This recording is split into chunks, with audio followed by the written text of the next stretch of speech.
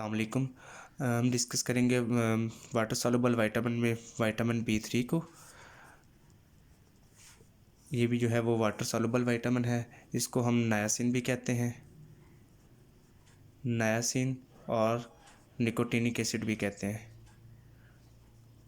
Nicotinic acid. ठीक है। जो नायासिन है ये जो है पेरिडीन का डेरिवेटिव है, जो है हमारे पास पेरिडीन का डेरिवेटिव है। ठीक है।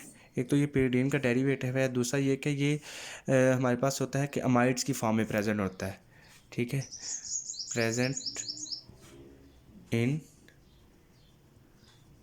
Amide form. ठीक है। अब हमने इसकी एक्टिव फॉर्म को डिस्कस करना है। ये active form as a coenzyme है। ठीक है।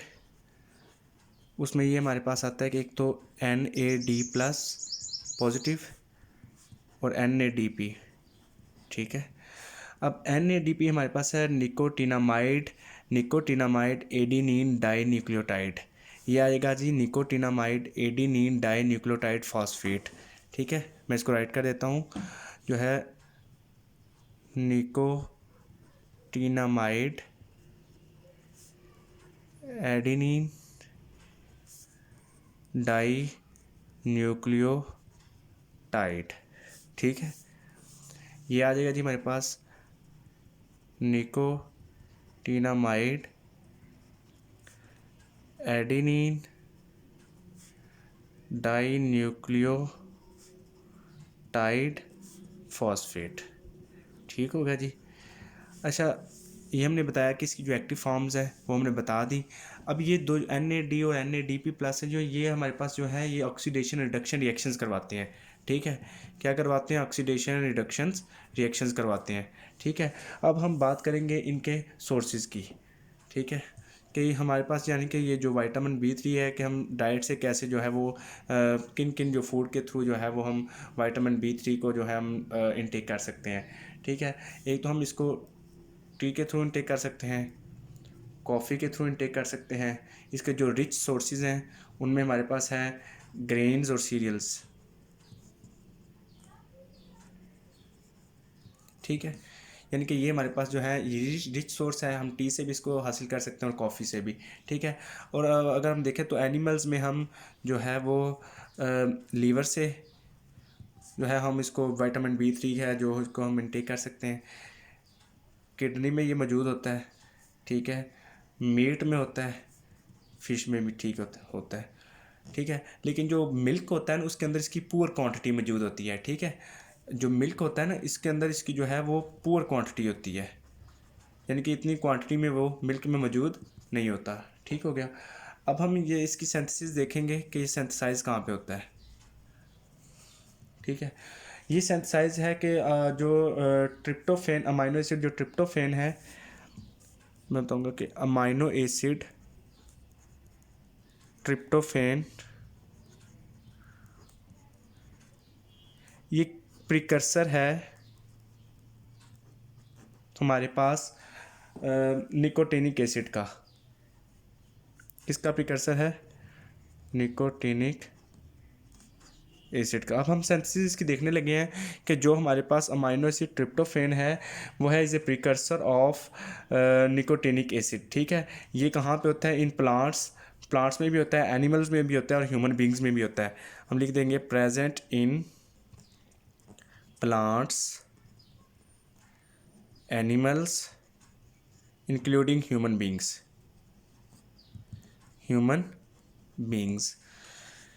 हमने बताया कि जो अमाइनो एसिड ट्रिप्टोफेन है वो निकोटीनिक एसिड का प्रिकर्सर होता है जो किसके अंदर प्रेजेंट होता है? प्लांट्स में भी प्रेजेंट होता है, एनिमल्स में भी, और इंक्लूडिंग ह्यूमन बींग्स में जो है ये प्रेजेंट होता है। ठीक है। अब इसके अलावा ये क्या आता है, जो इंटेस्टाइनल बैक्टीरिया है वहाँ पे भी ये जो है वो सिंथेसिस होता है। ठीक है, इसकी सिंथेसिसेशन होती है। इंटेस्टाइनल बैक्टीरिया के अंदर भी है जो ये सिंथेसाइज होता है। ठीक है, ये मैंने आपको बता दिया, दोनों इसकी जो है वो सिंथेसिस जो है वो मैंने आपको यानी कि क्लियर वो बता दी। अब हम इसकी बात करेंगे अब्जॉर्प्शन की। ठीक है, अब्जॉर्प्शन में अगर देखा जाए तो ये अब्जॉर्ब होगा स्मॉल इंटेस्टाइन के अंदर। ठीक है, अब्जॉर्प्शन अगर हम देखें तो ये कहाँ पे अब्जॉर्ब होगा, तो ये अब्जॉर्ब होगा हमारे पास स्मॉल इंटेस्टाइन में, यानी कि स्मॉल इंटेस्टाइन में ये अब्जॉर्ब होगा। अब जो है कि ये आरबीसीज में प्रेजेंट होता है लेकिन एज ए कोएंजाइम। ठीक है, ये भी ये नोट लिख लें, जो है ये प्रेजेंट इन आरबीसीज, आरबीसीज में प्रेजेंट होता है एज ए कोएंजाइम, कोएंजाइम के जो है वो एज ए जो है वो प्रेजेंट होता है।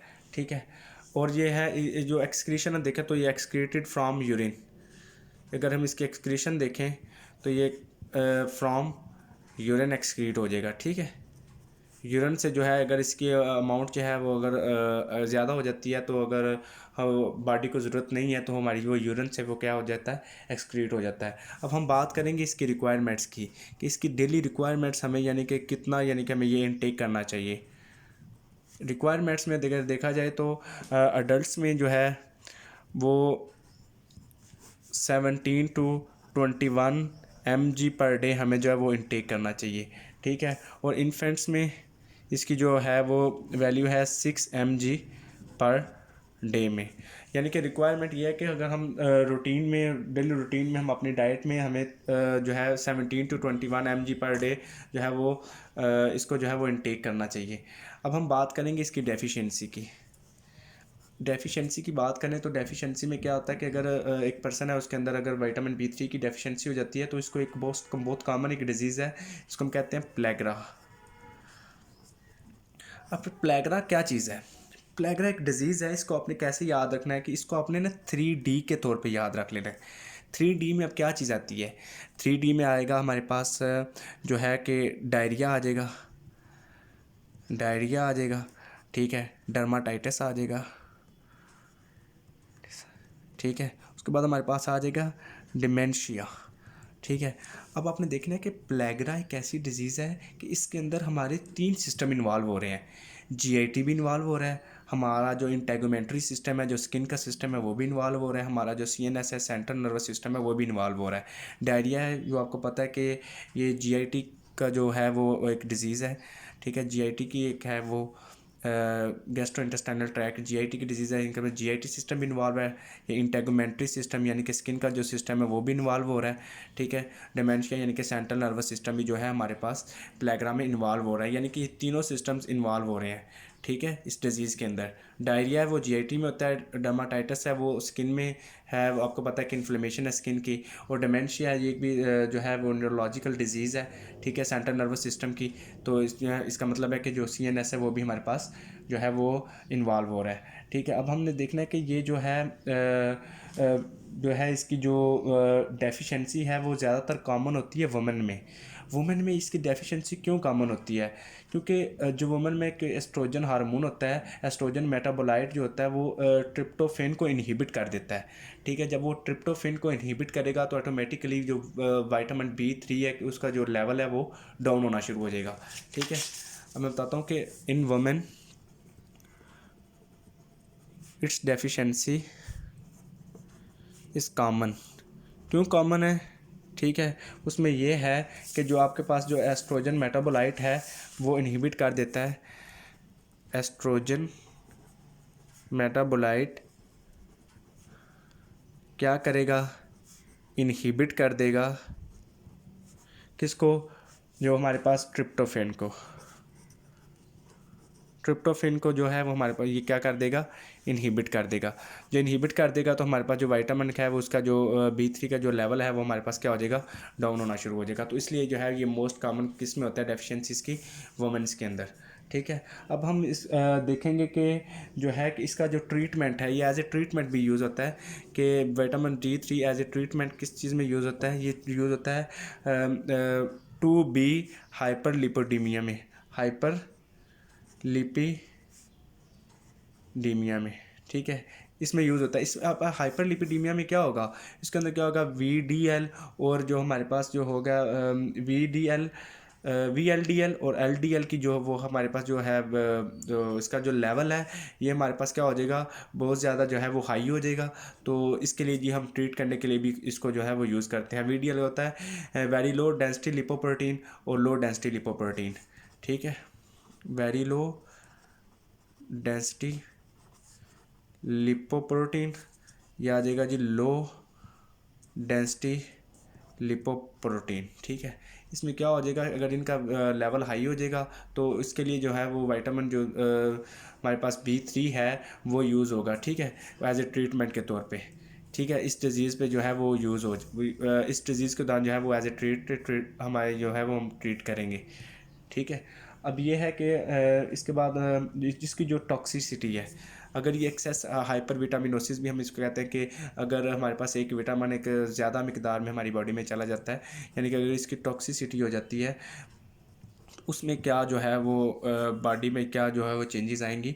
अगर इसकी टॉक्सिसिटी हो जाए यानी कि विटामिन B3 का जो लेवल है वो बॉडी के अंदर ज़्यादा हो जाए या ज़्यादा मिकदार में हो जाए तो उसमें क्या होता है, जो ब्लड वेसल्स हैं ना हमारी वो डायलेट हो जाएंगी, ठीक है। ब्लड वेसल्स क्या हो जाएंगी, डायलेट हो जाएंगी। जब वो डायलेट हो जाएंगी तो क्या हो जाएगा कि एक तो डायलेट होंगी और क्या होगा कि जो फ्लशिंग हो जाएगी, ब्लड वेसल डायलेट हो जाएंगी और फ्लशिंग होगी। अब फ्लशिंग क्या है, फ्लशिंग एक यानी कि रेडिशनेस ऑफ स्किन है, ठीक है। स्किन जो है रेड हो जाएगी, मोस्टली चीक और जो है नेक में जो है वो रेडिशनेस हो जाएगी, ठीक है, लेकिन रेड स्किन हो जाएगी, ठीक है। मोस्टली ज़्यादातर होती है कि चीक्स के ऊपर होती है या नेक में जो है वो रेडिशनेस होती है। ये भी न्यूरोलॉजिकल डिजीज़ है एक फ्लशिंग की।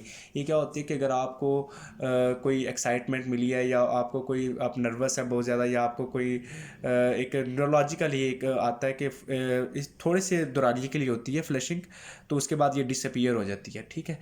पहले हमने टॉक्सिसिटी आपको बता दी। दूसरी बात दूसरी टॉक्सिसिटी की स्किन इरिटेशन होती है, आपको स्किन इरिटेट करती है, ठीक है, स्किन इरिटेशन होगी, ठीक है। और टॉक्सिसिटी में कि आपका जो है लीवर है वो डैमेज होगा, ठीक हो गया।